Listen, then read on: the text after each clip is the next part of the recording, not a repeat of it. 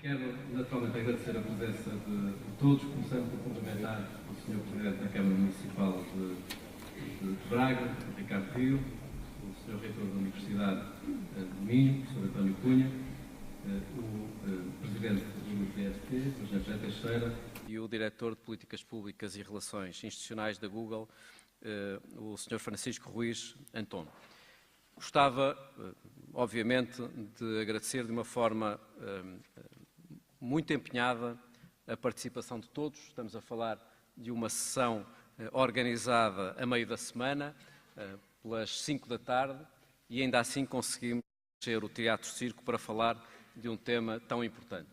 E essa é a primeira palavra, que é de agradecimento à parceria para a organização desta conferência. A circunstância de termos um número tão significativo de pessoas da área das empresas, da área do poder local, da área da academia, da ciência, das ONGs, das organizações da sociedade civil, resulta da circunstância de termos não só realizado um projeto de investigação liderado pelo professor António Grilo, mas a própria organização da conferência resultou de uma belíssima parceria entre todas as entidades aqui representadas, tanto neste painel de abertura como no painel de debate, e só isso permitiu uma presença tão alargada no lançamento do relatório Game Changers, Surfing the Wave of Technology Disruption.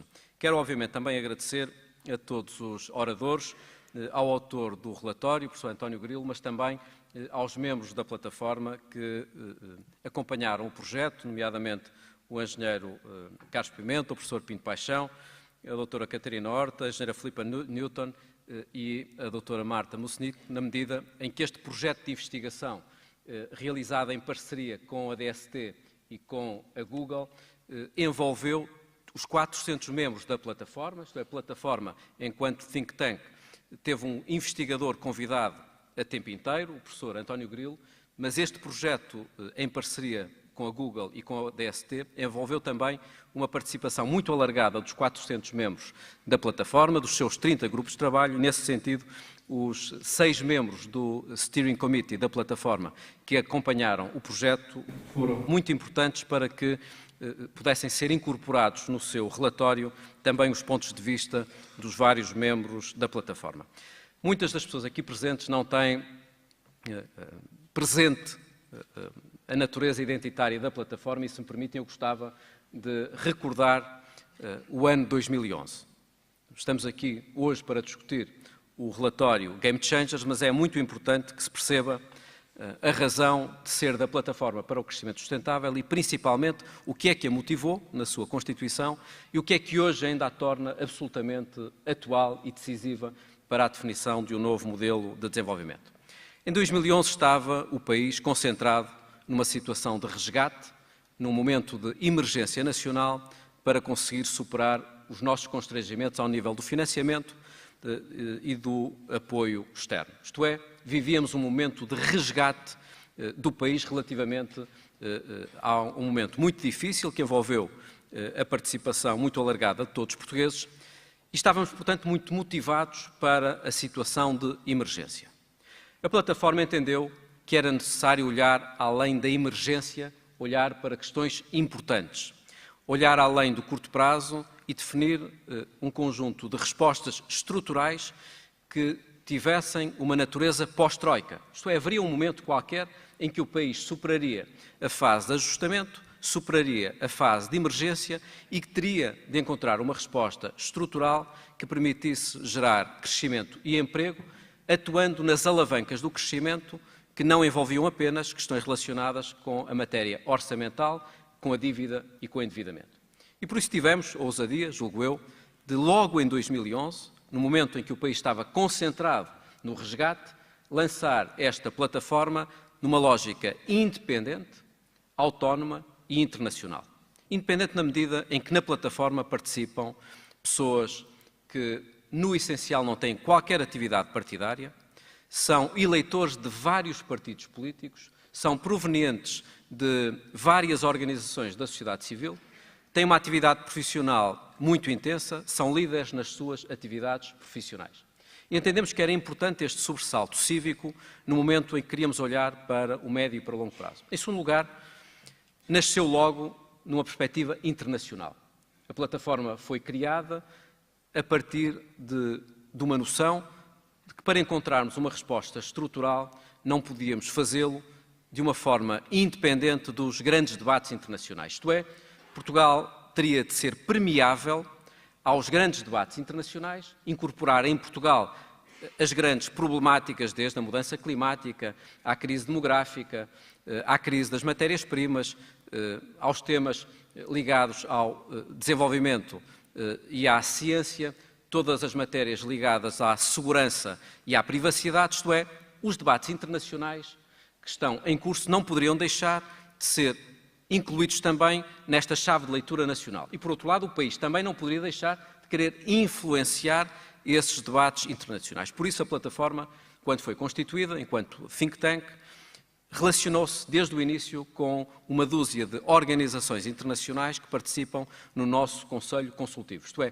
os grandes think tanks internacionais fazem parte da plataforma na medida em que os seus líderes estão representados no nosso Conselho Consultivo. Mas a questão essencial era a da motivação e do objetivo da própria plataforma. Isto é, nós considerávamos que o memorando de entendimento era condição necessária, mas não suficiente para o crescimento.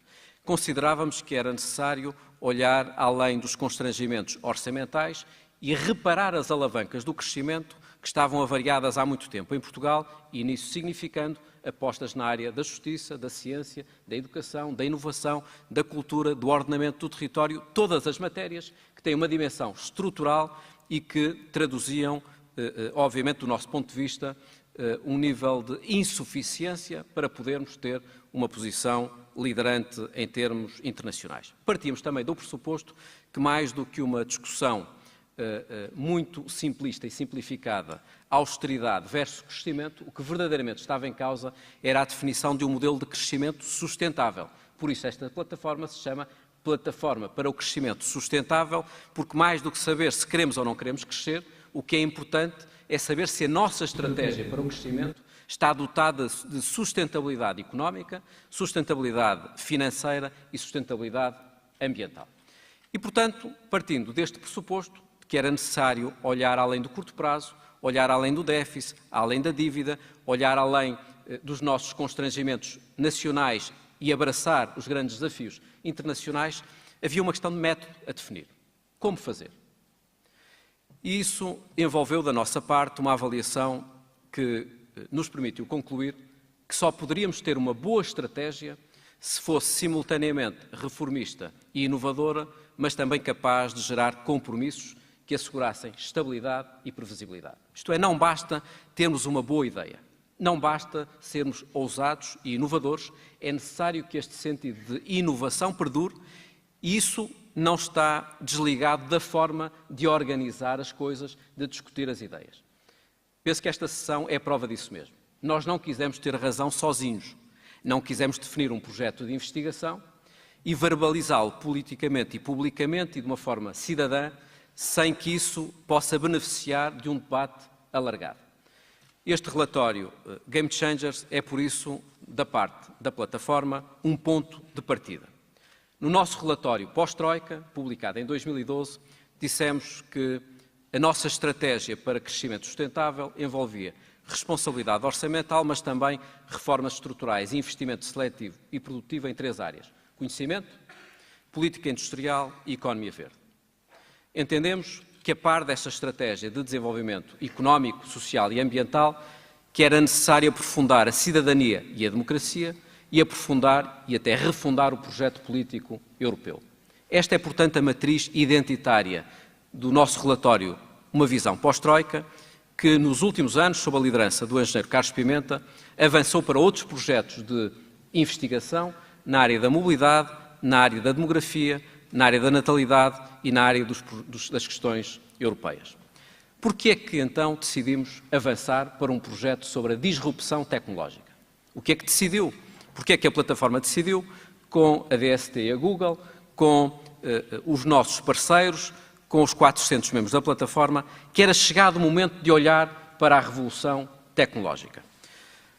Porque estamos a falar de uma alteração sem precedentes, que tem passado, infelizmente, despercebida do debate público. Ela está a acontecer, os empresários sabem-no, as universidades e os politécnicos também, o sistema científico e as empresas também, mas no debate público, ao nível do poder público, da cidadania e dos mídias, esta é matéria que tem passado, de alguma forma, despercebida no que se relaciona com o sentido de urgência e de adaptação que temos de desenvolver. Nós conhecemos a história económica, as várias revoluções industriais, mas esta que está em curso tem uma natureza diferente. Primeiro, pela velocidade, está a acontecer a um ritmo muito mais acelerado. Segundo, pela integração conceptual. As várias tecnologias são fertilizadas de uma forma cruzada e isso é possível verificar na inteligência artificial, na impressão 3D, no armazenamento de energia, na internet das coisas, na robótica, na genética, na nanotecnologia. No fundo, estas tecnologias novas relacionam-se de uma forma cruzada e isso em si mesmo acrescenta um potencial de aceleração e de impacto sem precedentes. No fundo, estamos perante uma alteração da qual resultarão vencedores e vencidos. Alguns modelos de negócio tornar-se-ão obsolescentes, tornar-se-ão obsoletos, portanto, padecerão de obsolescência, e outros surgirão de uma forma disruptiva, criadora, de forma a gerar novos projetos e novas empresas. A questão é esta: como é que Portugal se pode adaptar a uma revolução industrial ou uma mudança tecnológica que está em curso? Que desafios se colocam para as empresas exportadoras, para os incumbentes, e quais serão os novos vencedores também das novas startups que serão geradas? Estamos perante um potencial, eu não quero antecipar, obviamente, o relatório, não é isso, não é esse o objetivo da sessão de abertura, mas estamos, obviamente, perante um impacto económico global muito significativo, perante riscos e oportunidades e perante uma grande importância que esta alteração tecnológica comporta para a resolução de grandes desafios globais, como a mudança climática, a crise demográfica, a crise alimentar, a cibersegurança ou a perda de biodiversidade. Isto é, não é apenas o valor económico que a disrupção tecnológica envolve, mas também a dimensão social, territorial, ambiental e humanista que pode ser fomentada a partir desta disrupção tecnológica. Portanto, no fundo, o nosso objetivo era saber: está ou não Portugal preparado? O que é que temos que fazer na educação, no sistema produtivo e na área pública, na administração pública, para que Portugal possa tirar partido desta grande alteração? Julgo, sinceramente, sem querer antecipar nem o relatório nem a discussão, que o objetivo que norteou o lançamento deste relatório está cumprido na medida em que é o primeiro relatório produzido em Portugal sobre o impacto da transformação tecnológica em curso e sobre as oportunidades que isso envolve no setor da ciência, no setor público, no setor privado e na área empresarial. Mas também porque fomos capazes de formular um conjunto de recomendações, não só ao nível da educação, das competências, da digitalização, mas também ao nível do desenvolvimento de um ecossistema de inovação e do próprio papel de liderança que a administração pública tem de assumir. No fundo, este ponto de partida foi bem sucedido, mas este é apenas o início. Repito, a Plataforma para o Crescimento Sustentável não quer ter razão sozinha, quer, a partir deste relatório, contribuir para que possa existir em Portugal um compromisso mais alargado e, no fundo, queremos posicionar-nos como um honest broker para que Portugal possa agarrar esta oportunidade de uma forma esperançosa, ousando, empreendendo, inovando, competindo, vencendo, na medida em que essa capacidade está inteiramente ao nosso alcance. Muito obrigado pela vossa presença.